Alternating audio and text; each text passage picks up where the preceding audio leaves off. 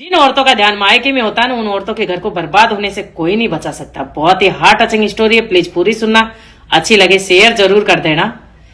कि पति बहुत ही सीधा साधा इंसान था। शादी के पहले दिन से ही उसका एक सपना था कि इस घर में उसकी पत्नी की हंसी की गूंज उठे और हर शाम उसकी पत्नी उसका इंतजार करे। पर किस्मत में कुछ और ही लिखा था कि शादी को साल भर हो गया था, पर पत्नी का दिल अभी भी मायके में था।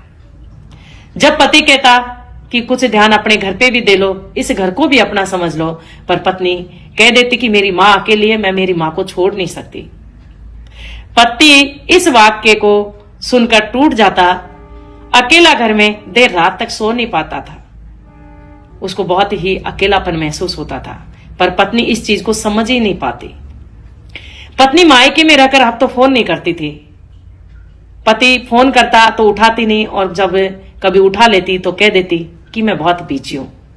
पति इस वाक्य को सुनकर और टूट जाता। पति का अकेलापन उसको खाया जा रहा था। घर की रोटियां सख्त होती जा रही थी। कपड़े इस्त्री किए बिना मुड़े जा रहे थे। सोचता पति कि क्या ये घर मेरी जिम्मेदारी, मेरे अधिकार उस मायके से कम है? पर पत्नी इस चीज को समझ ही नहीं पाई।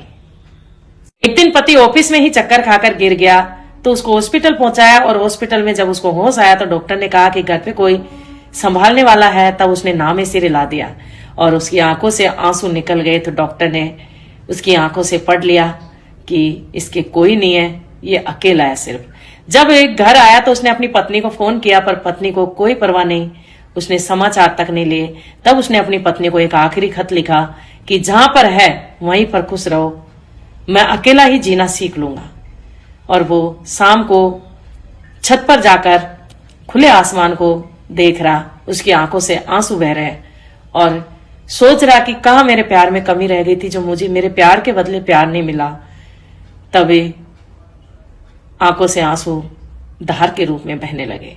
तो मैं कहना चाहती हूं कि जिन पत्नियों का मोह मायके में है ना, वो पत्नियां अपने ससुराल को बर्बाद कर देती है। सबसे ज्यादा तो वो पति बर्बाद होता है जो सब कुछ सहन करके भी रिश्तों को निभाने की कोशिश करता है। अगर स्टोरी अच्छी लगी हो तो शेयर जरूर कर देना।